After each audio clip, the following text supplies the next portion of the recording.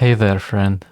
How long have you been trying to get off the chair and wash those damn dishes? Dishes that have been lying there for hours. Wait, have you even eaten today? Or was that yesterday? Are those dishes from last week? Do those dishes have their own little tiny civilizations that have been trying to contact you to no avail? Oops, did you get distracted from your chores by the endless stream of brain-rotting, stupid ways other humans go about their days? If it's so easy for us to get lost in the endless sea of human joy and misery we scroll through online every day, no wonder God has not ended our existential show. We were made in His image after all, and what is entertaining to us must also be very entertaining to Him.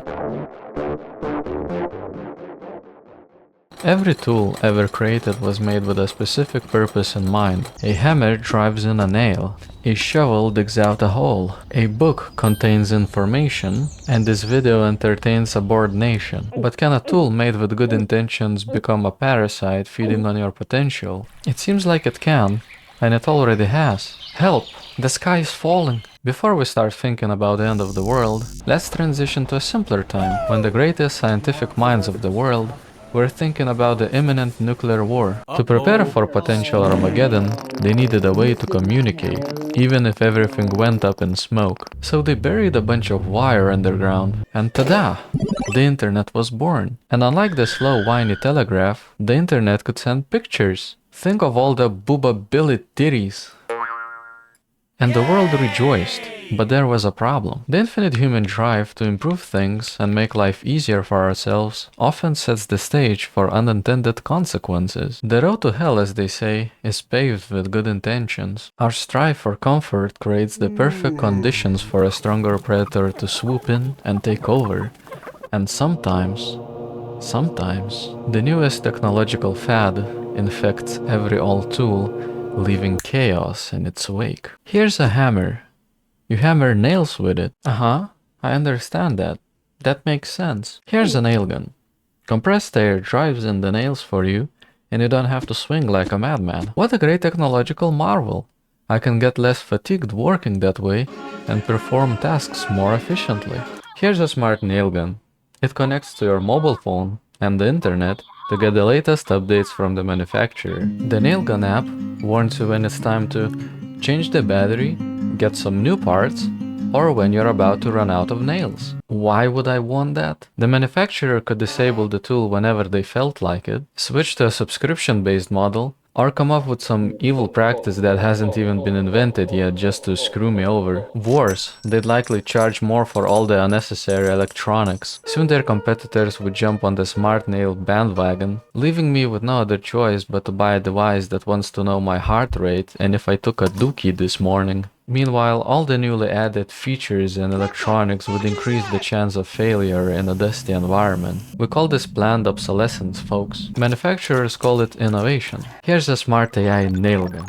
It has all the features of a smart device, and it can also do your job by itself. You're being laid off, John. Sorry. Honey, bad news. I got laid off. I brought you some flowers to cheer you up. I know that we can face this together. The damn nail gun is nailing my wife. Wow, is there anything it can't do?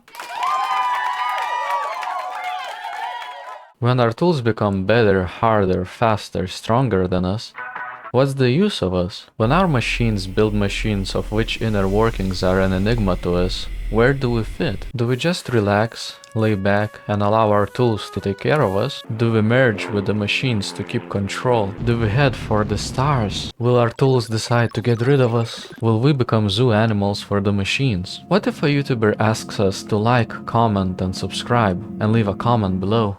Please. All of these questions have been asked and debated for years. It's true what they say, there's nothing new under the sun. These days having an original thought feels almost impossible. Take this video's title for example. I thought I'd come up with a clever original question. But after googling around, I found out that some guy had already asked the same exact question a couple of 100 years ago. That guy's name?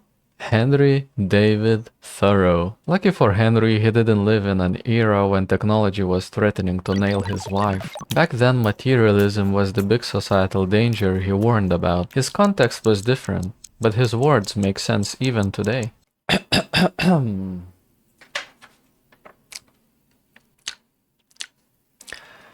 Men have become the tools of their tools. Money is not required to buy one necessity of the soul. Most of the luxuries and many of the so-called comforts of life are not only indispensable, but positive hindrances of the elevation of mankind.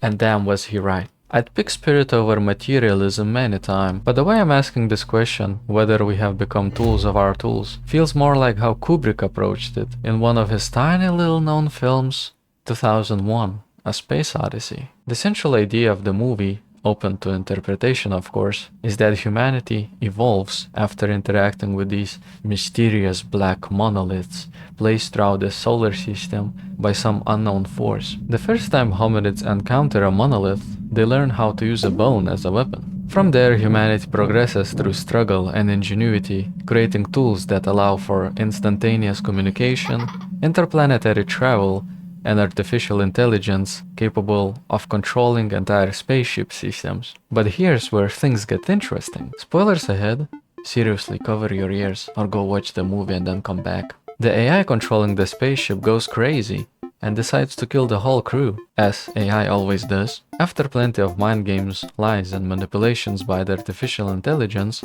only one astronaut survives. He manages to shut down the psychotic AI, proving that, at least for now, the ultimate life form in the survival of the fittest is still a human. But considering how many crew members didn't make it, we're left with a lingering, chilling question: can we really trust our tools to rule over us? With so many warnings in media and folklore about letting material things control, manipulate, or hypnotize us, you'd think we'd be better equipped to fight off our addictions. But here we are, like battered spouses, crawling back to our abusive algorithmic overlords, desperate for warm caress of blue light emanating from our screens. The beautiful and awe-inspiring world outside was made for us to experience and explore, yet the moment we step into it, we feel the urge to whip YouTube out of our pants and start furiously scrolling. What a sacrilege. Maybe the reason why we can't escape the flickering screens is because they're a stand-in for something primal, something that has been with us since the dawn of humanity. Fire. It kept us warm, scared of predators, and danced for us when we were lonely. Fast forward to today, and our devices play the same role. They tickle our dopamine receptors in all the right ways. It's just how we're wired. But somebody decided to abuse that wiring for their own benefit. We've been reverse engineered to glue us to the screens, to make us watch strangers do something outrageous, dumb, dangerous, or outright impossible. It's like a brainwashing camp run by some evil mastermind determined to make you like VTubers. You'll never learn to repair a computer, a car, or an e-bike by watching YouTube shorts. Sure, free college courses and tutorials are readily available on the same platform in long-form video format, but who would choose to watch those? Not me. Learning is hard and I would much rather be entertained. This stupid internet tool has me in its cold, metal, algorithmic death grip. And the worst part? It knows me. It was tailored to me. It knows my weaknesses and my every move. But there's one thing it failed to consider. I really need to get up and wash those damn dishes.